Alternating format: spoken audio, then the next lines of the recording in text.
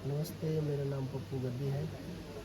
मैं धर्मशाला हिमाचल प्रदेश का रहने वाला हूँ। 2 सप्ताह पहले मुझे रेचल से मुलाकात हुई। रेचल से मैंने कुछ बातें शेयर की कि मुझे बहुत दिन से खांसी थी, ठंड भी थी। तो उन्होंने मुझे कुछ सिरप पीने को दिया, हर्बल सिरप। तो उस सिरप को लेने के बाद ओनली 2 बार लेने के बाद मेरी खांसी, ठंड बिल्कुल ठीक हो गई है। Thank you very much. धन्यवाद।